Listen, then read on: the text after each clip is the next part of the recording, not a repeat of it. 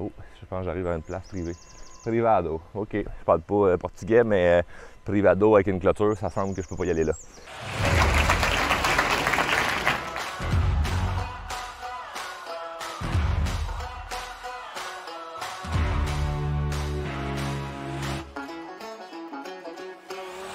Dernière journée ici, après ça on part dans un hôtel pour 4 jours.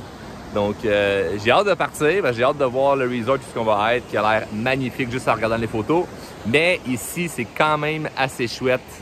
Ça a été un beau 2 jours, là, très le fun, en famille. On a pu un peu plus se reposer.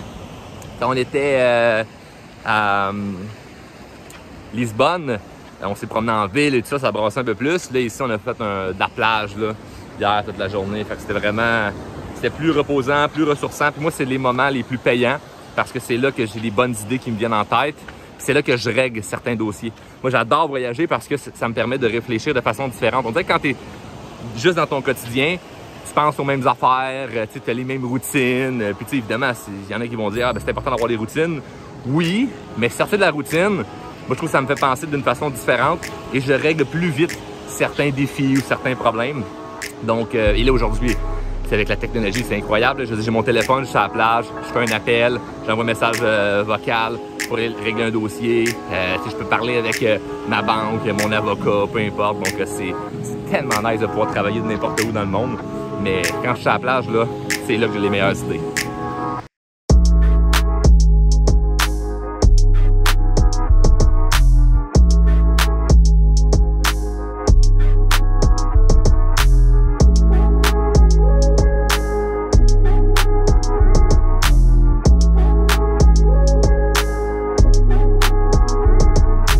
Alors, je suis présentement dans un château et je vais mettre le nom juste ici, jusqu'au moment où je parle, je ne sais pas comment ça s'appelle, mais c'est magnifique. Je vous montre ça.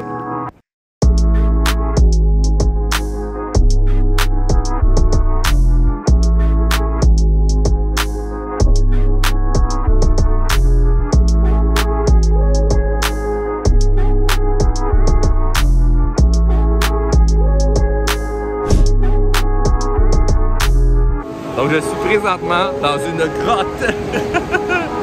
Demandez-moi pas comment j'ai fait pour me rendre ici. Alors, on arrive par bateau, là, c'est vraiment très chouette. J'étais avec ma blonde et mon enfant. Mon fils n'a pas tant trippé sur la ride, en plus, il mouillait. Donc, c'est vraiment assez incroyable. Je sais pas si vous m'entendez bien, là, mais il y a le son des vagues. Puis... Je sais pas si je vais explorer là, j'ai l'impression que je vais tomber sur un crocodile ou un vampire. Peut-être Jack Sparrow qui se cache là. Johnny Depp, il prend congé de son procès.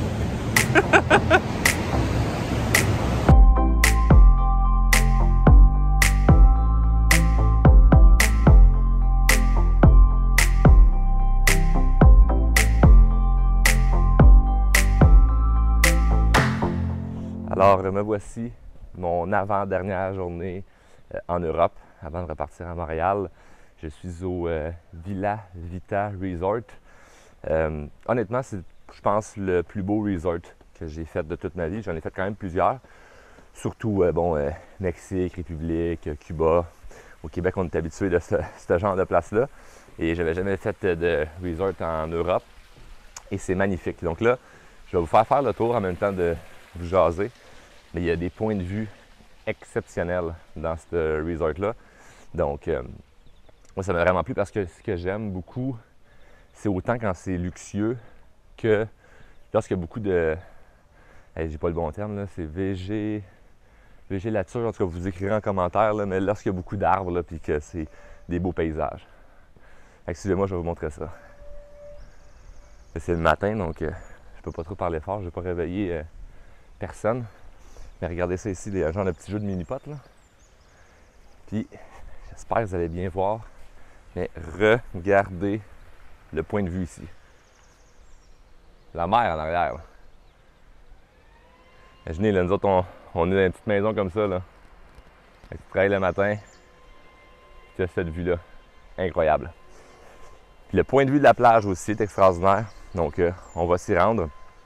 Puis, je passe par là. Je vais passer par là. J'en profite pour vous expliquer un peu mon expérience ici. Moi, je fais partie d'un d'un groupe mastermind qu'on appelle. Donc, on est plusieurs entrepreneurs web, c'est-à-dire des gens qui ont des entreprises en ligne. Puis, donc, on se fait soit accompagner, on se fait soit conseiller ou on réseaute entre nous. Oh, je pense que j'arrive à une place privée. Privado, OK. Je parle pas portugais, mais privado avec une clôture, ça semble que je peux pas y aller là.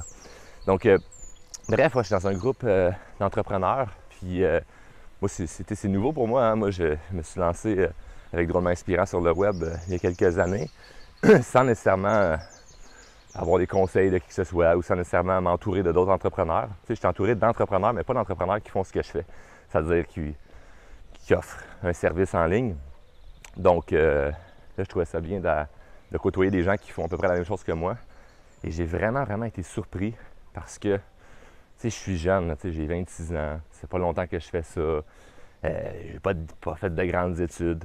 Et on m'a quand même tout de suite rapidement mis sur une espèce de, je sais pas comment dire, mais une espèce de piédestal où ce que plein de gens viennent me voir pour avoir des conseils, plein de gens viennent me voir pour me féliciter du succès que j'ai avec Drôlement Inspirant. Puis là, j'ai comme réalisé que c'est hot en tabarouette ce que j'ai fait. La croissance qu'on a eue aussi rapidement chez Drôlement Inspirant, de passer de 0 à méga chiffre d'affaires, de 0 à quinzaine d'employés. Donc, et moi, je me sens comme si c'était le début. Mais je réalise qu'il y a des gens qui, ça va faire 10 ans, 20 ans qu'ils sont en business, puis ils n'ont pas de si bons résultats que ça. Puis moi, on me demandait de parler. Là. J'ai fait une conférence à Paris. Là, ici, j'ai fait quelques petits ateliers où j'ai intervenu. Et je réalise de plus en plus là, que ma fameuse phrase « fais ce que tu sais que tu dois faire » fait du sens en tabarouette. Parce que j'ai pas réussi à avoir du succès parce que je savais des choses différentes des autres. Parce que je juge que les gens qui m'entourent présentement, qui sont dans la même industrie que moi, connaissent plus de choses que moi, ont plus de connaissances, ils ont appris plus, ils ont plus d'expérience. Mais ça ne veut pas dire que parce qu'ils connaissent plus de choses, qu'ils le font nécessairement. Et moi, là où j'ai été très fort, c'est de vraiment mettre en application ce que je sais que je dois faire. Et ça a eu un méga impact sur ma business, ça a eu un méga impact sur la vie de mes clients, ça a eu un méga impact sur ma vie à moi. Je voulais juste faire un petit retour sur un peu comment je me sentais ici. En fait, depuis que je suis en Europe, j'ai l'impression d'avoir passé vraiment à un autre niveau. Pas parce que j'ai appris des choses, mais un autre niveau dans le sens où j'ai réalisé que ce que je faisais et qui j'étais, c'était bien. Puis c'est le fun de réaliser ça. Puis je pense qu'il y a beaucoup de gens qui se dévaluent beaucoup trop. Et c'est pas pour dire que moi je me dévaluais ou que je me voyais moins bon qu'un autre, mais je pensais pas être rendu déjà aussi loin. Regardez cette prise de vue. Hey, là, on arrive à quelque part de le fun. Là. C'est magnifique. De l'autre côté, on a la piscine. Fais ce que tu sais que tu dois faire. C'est des choses que j'ai répétées à tellement de gens depuis 3 semaines. Je parle avec plein d'entrepreneurs, je parle avec plein de gens qui ont des business, qui veulent avoir du succès. Puis j'ai rarement rencontré quelqu'un qui me prouvait que la raison pour laquelle elle était bloquée ou stagnée ou peu importe dans sa vie, c'était pour vraiment quelque chose de légitime, de « Oh mon Dieu, ouais, toi, t'es un cas à part. » C'est souvent la même chose. La personne sait qu'est-ce qu'elle doit faire, puis elle le fait pas.